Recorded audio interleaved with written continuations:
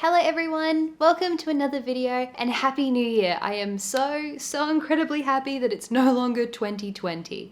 I know that last year was an absolute dumpster fire for most of us, and I know that the calendar year changing doesn't automatically make everything better, but regardless, I'm really happy that we're here. Despite last year being an absolute dumpster fire though, I actually had one of the best reading years, if not the best reading year I have ever had. This is one of my favorite videos to film because it just means I have an excuse to sit here and gush about the books I already didn't shut up about throughout the whole year. However, I did actually read a number of really good books in December that made their way up to like really high on my list as well. So these are ranked my 15 favorite books that I read in 2020. So without further ado, let's just jump into the video, and I'm going to be sharing with you guys my favorite 15 books that I read last year. Okay, so kicking it off, the very first book I want to talk about is Sweet Bean Paste by Dorian Sukagawa. I read this book in December. I actually started it in my Christmassy reading vlog video, which was the last video that I put up before this one. It's a story about a man with a troubled past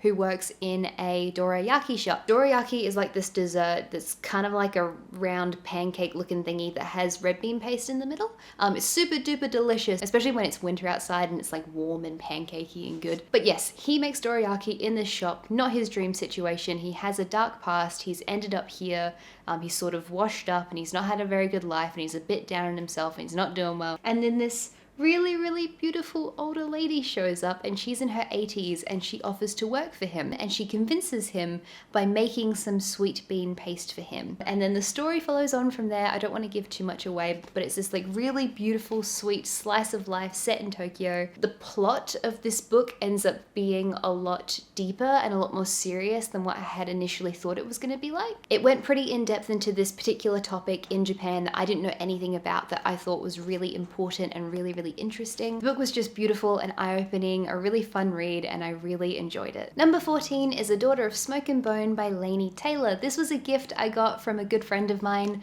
for my birthday way back at the beginning of the year before the world set itself on fire. This was the same week that I met Neil Gaiman. This was the same week that I went to live music, and it was so much fun, and then a few days later, it all fell apart. Regardless, I got this book that week, and it's a really fun story. This is a portal fantasy set in Prague.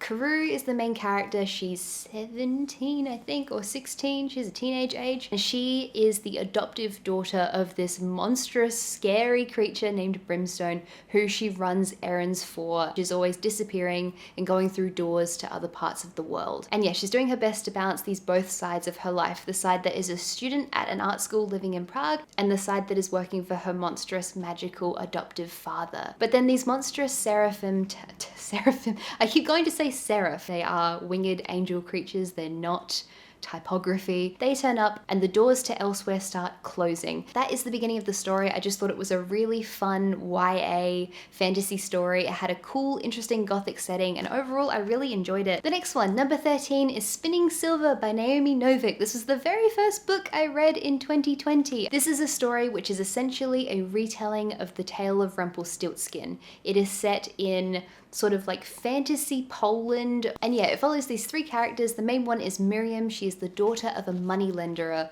who is very bad at his job, and Miriam ends up having to take matters into her own hands and support her family. The second character is Irina, and she is betrothed to a very terrifying prince man who is like super scary and definitely magical and very much not the type of guy you want to be wed to. The third main character's name is Wanda, and she is a servant girl who comes from a very poor family. And now these three main characters all are brilliant. They're very different to each other. They give the opportunity to show very different sides of this world and different experiences. Good fantasy standalone book, and a really good cozy read to read around Christmas.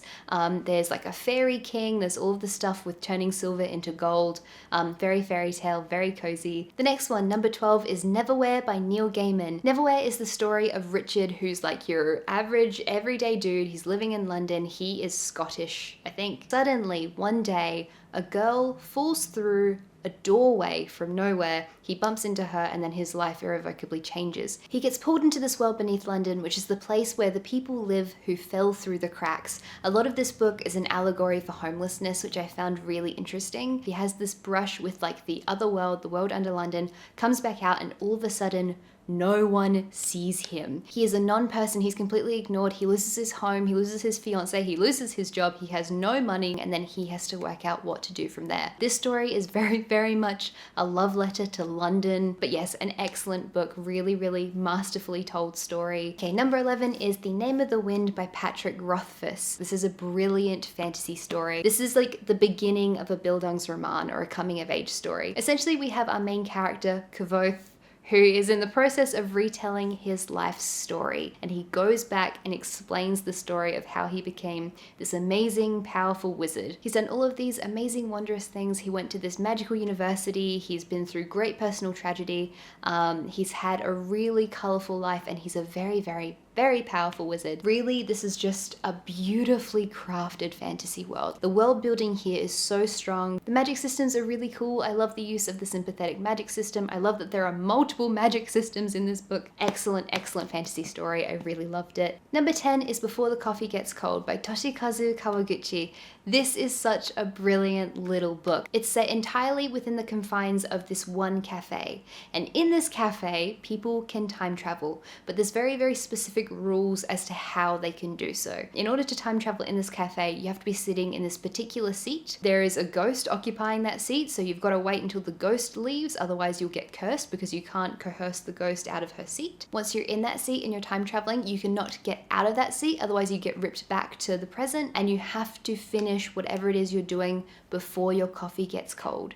If your coffee gets cold and you haven't drunk it, then you become the ghost. Having these really strong rules around the time travel was excellent because it meant that you really understood the confines of what the characters could and couldn't do. It made the story more satisfying. There's a number of stories that are really quite heartbreaking in this book. They were really sad and poignant and just overall a really fun, brilliant story. A really cool and interesting little premise that was done very, very well, and I really enjoyed it. Number 9 is Six of Crows by Leigh Bardugo. This is a book that I've been wanting to read for such a long time, and I finally got around to reading it when I was in lockdown. This is such an excellent YA book. It's probably my favorite YA book I've ever read. The story is set around the premise of this being a fantasy heist. The book follows 6 main characters, hence Six of Crows, and their leader is Kaz Brecker, who is this like really, really angsty baby mob boss who has taken it upon himself to be basically the leader of this gang. The point of view of this book shifts between the 6 different characters, and I loved every single point of view. I really, really loved how the characters interacted with each other. I loved how different each character was and how different they felt. Excellent shifting point of view story. I thought it was really, really good. The main criticism I have of this book, which I stick by, is that I wish the characters were aged up a few years. That is my small gripe with the story. I wish the characters were just aged up a bit, and I felt like that extra little tick would have happened for believability for me with the characters. But yeah, honestly, just a really fun adventure story set in a cool fantasy land that's based off of Amsterdam. Number 8 on my list is The Priory of the Orange Tree by Samantha Shannon. I got given this for my birthday in 2019, and I only ended up reading it this year, mostly because it is a tome. Such a long book. The number of pages is, okay, not including the glossary because that's cheating. Okay, 804 pages for this book, and it's not like 804 pages of like super duper fast to read story. It's like lyrically written, kind of slow fantasy story, and honestly, I loved it so very much. And for a standalone, this is the most lavishly designed fantasy world. Like, it is. We went to so many places in this book. There were snowy places, East Asian inspired beachy places, there were pirates on the ocean places, there were rocky places, creepy gothic dragon town places. Like, honestly, the world building in this story is spectacular. And if you are super into fantasy stories and super into world building, for the love of God, please read this book. It's amazing. This book is really hard to summarize quickly, but I'm gonna do my best. We have 4 point of view characters here.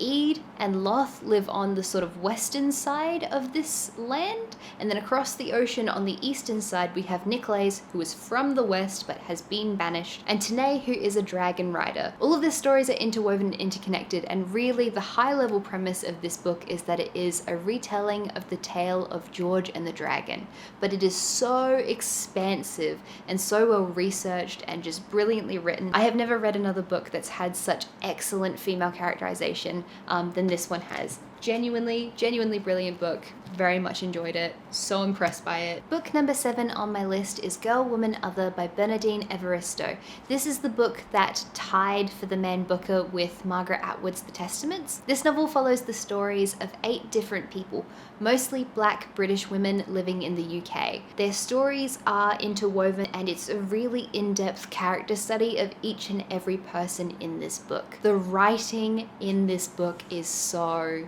incredibly brilliant. The second you start reading it, you can tell why it won a Man Booker. Like, it's honestly so incredibly good. The characters are very believable. There's amazing social commentary on the lives of these people and the relationships they lead. But yes, honestly, such a good book, so brilliantly written. I loved the characterization in this story, and it was so deserved of winning the Man Booker alongside Margaret Atwood. Book number 6 on this list is Ghost Empire by Richard Fidler, which might also be Richard Feidler. I don't actually know. This is a non-fiction book I listened to on audiobook, and I loved every second of this. Honestly, I didn't want it to end. This is essentially a history of the Byzantine Empire, specifically Constantinople, which is now called Istanbul.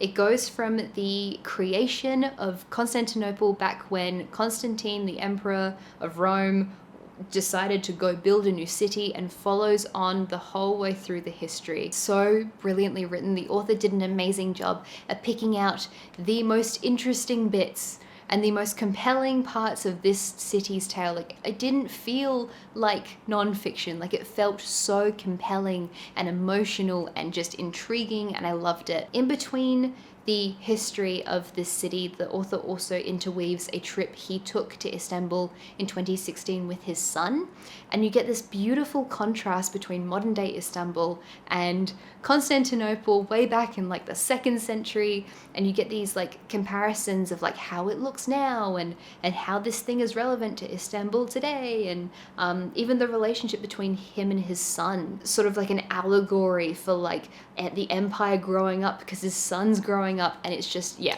beautiful, brilliant. I loved it so incredibly much. Number 5 is The Traveling Cat Chronicle by Hiro Arikawa, and this story ripped my heart to shreds. There was a moment where I was sitting at my desk at work on a lunch break, eating my food, listening to this book, and I was just sitting there crying. Like, I actually had to stop listening to the audiobook because I was in tears at my workplace listening to it. Oh my god, I love this book. This story is told from the perspective of the cat, which is already a very quirky detail, but the way the story is written, it's so believable that it's from the perspective of a cat. You have this sort of like really sassy narrative voice that's kind of sarcastic and a bit entitled, but in a very cat way that makes sense and is just really endearing. Essentially, the story starts off with the like backstory of this stray cat who gets adopted by a man. The cat's name is Nana because his tail is shaped like the Japanese character for 7, which is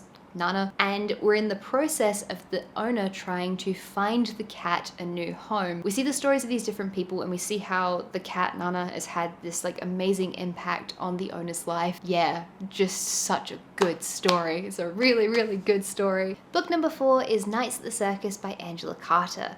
I love Angela Carter. She's a really brilliant, unique writer who writes very magical, gothic, interesting, and weird things. Like, there's no other writer who's anything like Angela Carter. Finally got to read Nights at the Circus, which follows the story of Feathers, who is a aerialist at a circus. Feathers is this like 7-foot tall, Cockney British young woman who is really bold and confident and interesting, but she was born with these wings, massive wings coming out of her back. This book is magical realism, and it's set in like London and set in England and across the Siberian wilderness. It has a lot of like dark, fantastical elements to it. It follows Feathers' life as she sort of navigates the world and how she comes to understand who she is. I can't give away too much more about the plot, but it's a really unique tale and beautifully, brilliantly told. Number 3 is Educated by Tara Westover. This is a book I really haven't shut up about. Like, I have been recommending this book to everyone. This is an autobiography about the life of Tara, and she is a person who's born into a really strict Mormon family. Very extreme. They don't let their kids go to school. They believe the ends of days are coming. They don't let their kids go to doctors. Despite the fact that she's grown up in this like highly abusive and controlling situation, despite not going to elementary school, she manages to graduate from an Ivy League college.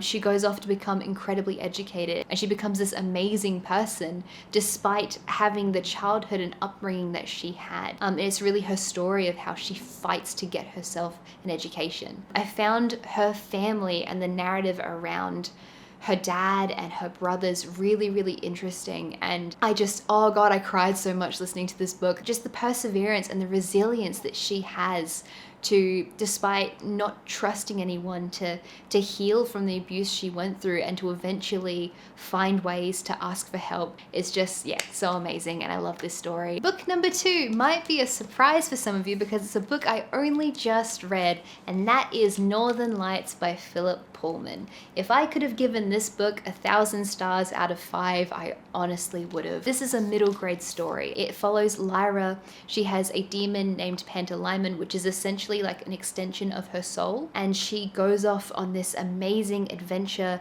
to save her friend Roger, who has been stolen by this group of people called the Gobblers, who steal children. It starts off in Oxford. She's like being raised by scholars. I loved every moment of it. I thought the characterization was amazing. I thought the writing was just spectacular. I loved especially the dialogue in this story. I didn't have a single fault with it. I thought it was an amazing world and beautifully told, and I loved Lyra's character. She was so bold and interesting and believable, and she had so much agency, and just so good. Excellent story. Okay, and the very last book on this list, and my favorite book of 2020, was Pachinko by Min Jin Lee. So many of you guys could have guessed this. I love this story. I started reading this in a reading vlog way back in like the middle of the year, and honestly, this is just such a powerful, compelling story. The way this book is written is very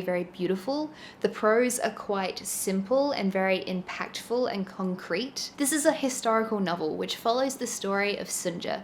Sunja is a 16-year-old girl who lives in Korea way back in the early 1900s. She, at the tender age of 16, finds herself pregnant to a man that she doesn't marry.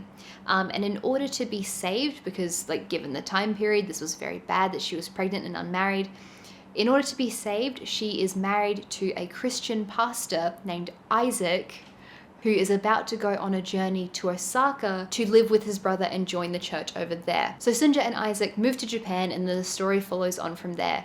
We take this story all the way through the Second World War and beyond, and it is such a harrowing intergenerational story. It overall follows Sunja's life, but also follows the lives of the people around her and like her children and grandchildren and so on. And honestly, this book ripped my heart out like 3 different times. I haven't cried this much reading a book in such a long time, and I just remember sitting there sobbing, like absolutely sobbing while reading this book. It's just, there's this one scene in this book that still sits with me. Even 6 months later, I sit here and I remember this thing that happened in the story, and I'm like, oh no. And that is how you know a book is really impactful, if the characters sit with you well after you finish reading the story. Yes, the way this book shows the passage of time is phenomenal. It's absolutely amazing how grounded you feel in the time period.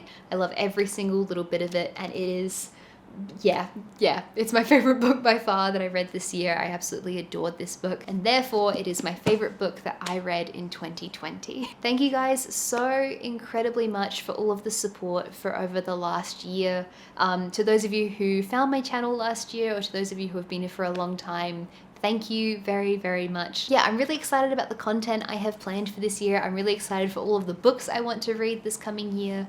And I hope that you guys, in watching this video, you found some cool books to put on your TBR. Take care, everyone. Happy New Year, and I will see you soon. Bye-bye.